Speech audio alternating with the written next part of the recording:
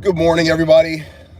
It's your boy, Atypical Security Guard, driving to work right now. It's a little bit brighter than it's been, so you'll see me a little bit better than you have. I want to talk about the recent Lakewood Church mass shooting that happened. I guess it was maybe 3-4 weeks ago. Time moves by so fast. Lakewood Church is the church that's located in Houston, Texas. It's the church of mega pastor Joel Osteen. So, as you'll recall, there was I'm trying to not cause there to be some sort of flagging on this video, but there was a mass shooting that happened. A female enters the church along with her child. She's carrying a long rifle and starts popping off rounds. So the story has been covered.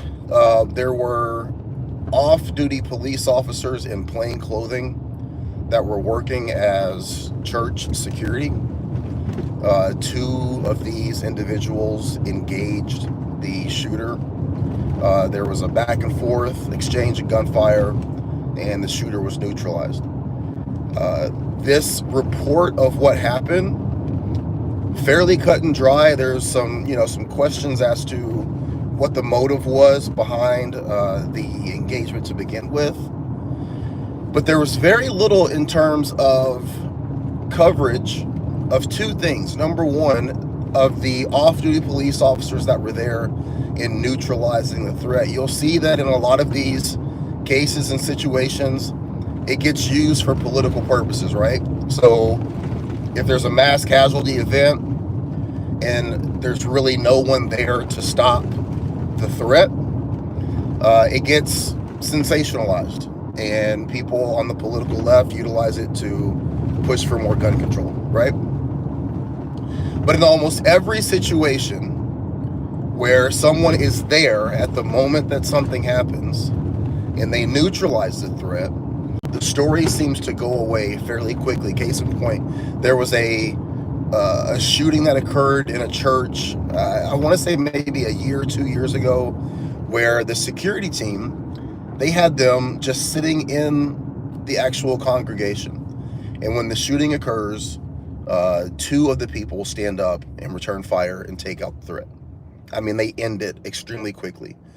That discussion around that, mass event, it came and it went because, people in the mainstream media, people on the political left, they do not at any point in time want to shed a light on the importance of people protecting themselves, right?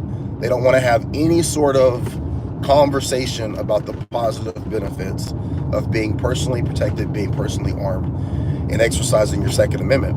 Another great situation is the situation that happened down in Tennessee, where I believe it was maybe the trans shooter that goes into the school. The cops enter the school within minutes of the shooting happening, and they neutralize that threat. For political reasons on both sides of that situation, very little information, very little conversation around that shooting. And this comes on the heels of Uvalde, where the cops don't go in. So having these cops approach and go in and deal with the situation extremely quickly, you would think that that would be something that they would want to highlight. But that situation came and went. So that brings us to the Lakewood shooting. They released the body cam recently of the interaction between the off-duty police officers and the subject. And you see the return of gunfire, you see the confusion of the entire situation. But recently they released, and I just saw this yesterday, the body cam footage of the uniformed police officers. Lakewood Church is located at I believe it's the old Omni Arena, and that's where the Houston Rockets used to play. So just imagine how big, this is a NBA arena. I mean, it's huge, right? So not only do they have off-duty plainclothes police officers working as security, they also have, I don't know if they were necessarily on duty, but they are uniformed police officers. So the body cam that was released from the uniformed police officers shows two at least, if not potentially 3 or 4 uniformed police officers that when the bullets start flying, right, when the subject comes in and starts to engage in levying rounds towards innocent people, these police officers don't move. In fact, one of them, I'm just going to say it, one of them cowers in a corner and begins to pray. The other retreats into a bathroom. These actions by these police officers not only needs to be highlighted, it needs to be called out, and it needs to be addressed. Because this continuing idea, it goes right along with what I am constantly saying on 2 fronts. Number one, that you are your only line of first responder. You are your only line of personal protection. Guys, it has already been established via the Supreme Court that police officers have no duty to protect your life.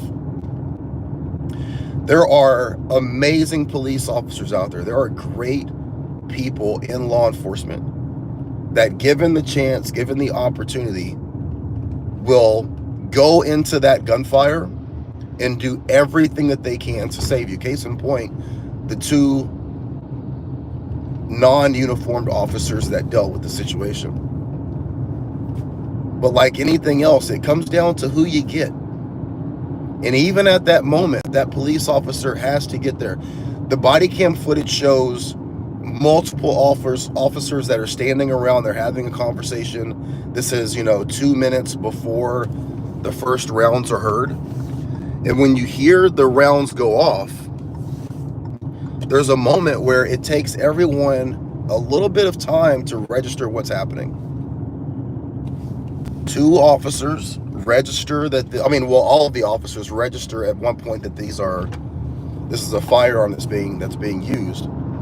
2 officers head towards the gunfire. 1 to 2 officers retreat from the gunfire. It still took them time to both orient themselves as to where the shooting was happening and to get there. In that moment that the people were being engaged, right then, right there, those people who are not armed, those people who are not in a position to protect themselves, they're at the mercy of the shooter. Most of you have heard about the shooting that happened in Russia. I believe it was 2 weeks ago, carried out at the hands of ISIS. There's a video of that, guys. It's at a theater, not a movie theater, but like a music hall, right? There's a concert going on. It seems like maybe, an opera or a ballet or something like that. More upscale. This isn't like a music event, like a concert or something like that we would go to. But there's a point in which the show is over. The lights come up. People are, moving around, getting their things together, and then you start to hear the gunfire. There's cell phone video of this. You hear the gunfire, and people start to freak out, clearly. They start to hide. They start to get underneath their seats. And then there's another cell phone video from the balcony area where you can see the 4 members of the terrorist organization literally just walking into the hallway where people are exiting to go out. They're right by the door.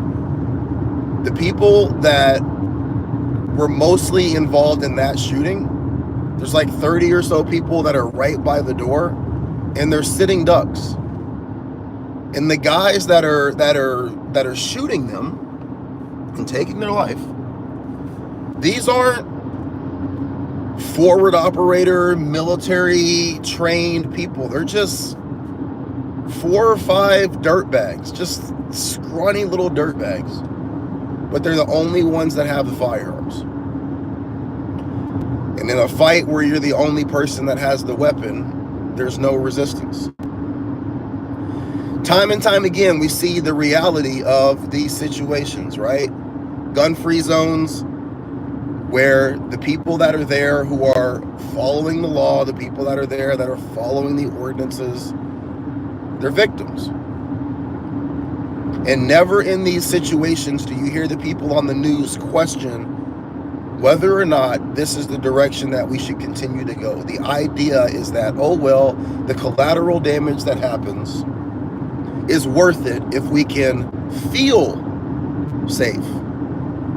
Because clearly we're not safe, right? If you just look at it from a common sense perspective, that makes zero sense. That's like saying, I'm going to race you car for car, but you don't get to have a car. Well, how is that a fair race? It's not. We haven't even gotten to the point that we're talking about a constitutionally protected right.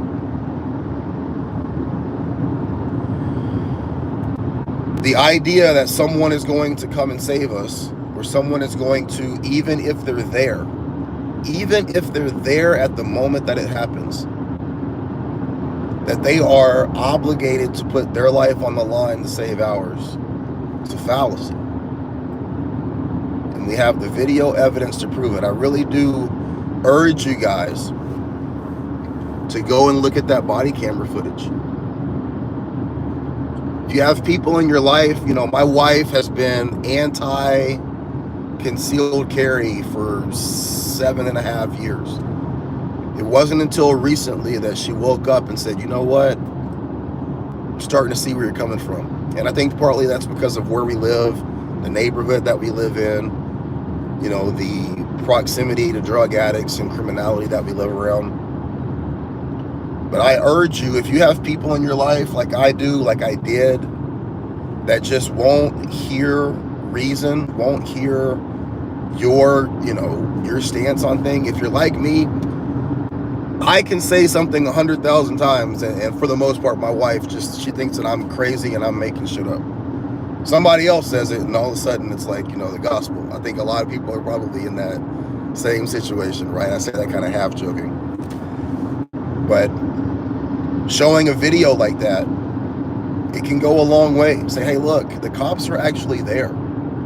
And look how long it took them to get from point A to point B. Hey, the cops are actually there. And look at these two cops, one retreating to the background and praying, the other going into the bathroom and hiding. They didn't even engage. These are trained law enforcement officers.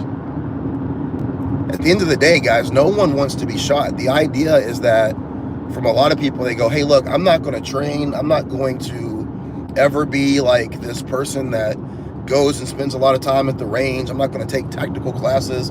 You don't have to. Nobody wants to be shot, not even the bad guy.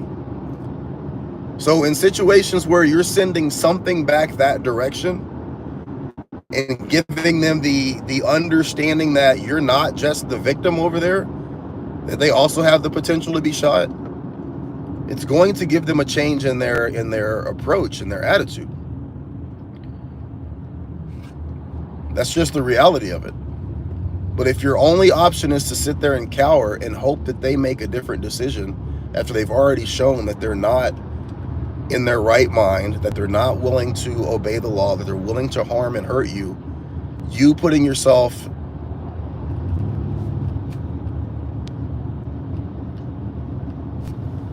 at the behest of how they see it is not going to work out well.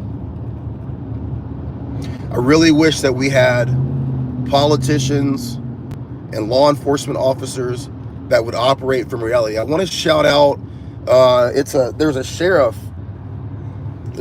in Florida, and I saw a video of him on Coleon Noir's page last week. The sheriff was like, hey, in this county, we are telling everybody, every homeowner, if you are legally able to, we want you to have a firearm in your home. And he goes so far as to say, if someone breaks into your home, we want you to shoot them. And he says the reason why we want you to shoot them is because the chance of them reoffending after you shoot them is almost 0%. And he says there's a lot of people out there who don't feel comfortable handling a firearm. There's a lot of people out there who don't know what to do with their firearm. And he goes, and that's why we offer concealed carry classes and firearms handling classes every other weekend, and they're free. What? Not only do we advocate for you to protect yourself, not only do we advocate for you to be your own first responder, not only are we telling you that we cannot be there in the exact moment that something happens, we are willing to give you free instruction on how you can better protect yourself. What an amazing idea. Imagine if that was done on a wide scale. Guys, I don't know if you're aware of this, but this whole Ukraine war that we're in currently, you do realize that our government is sending AR-15s over to the Ukraine. You do realize that we have sent hundreds of millions of dollars to facilitate training of the average citizen so that they can protect themselves and their country.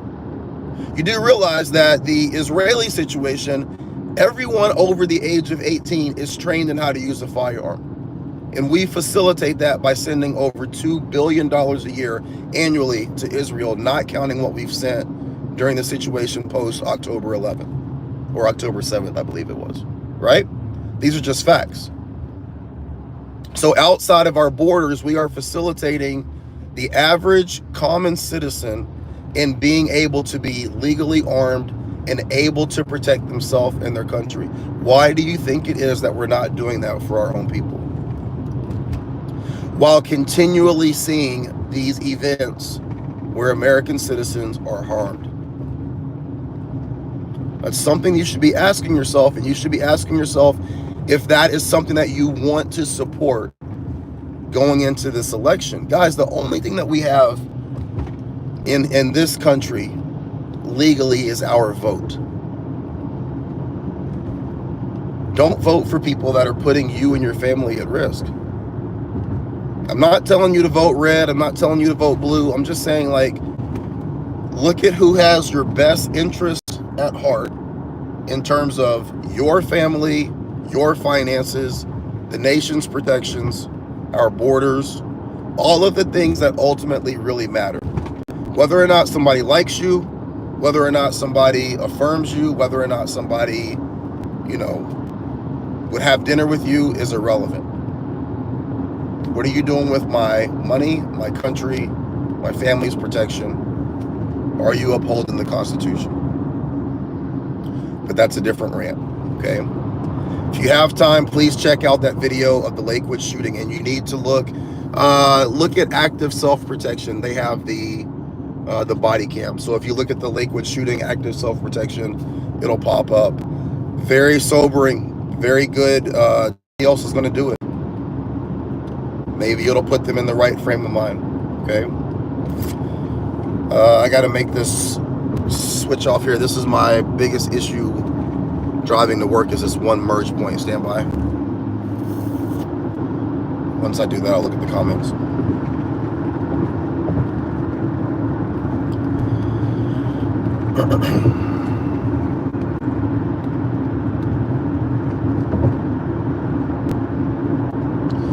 And I'm merging. And we're good. All right. Somebody asked, when did this occur? Should I be watching? Yeah, no. All right. Check it out, guys, on your own time, okay? Y'all be safe.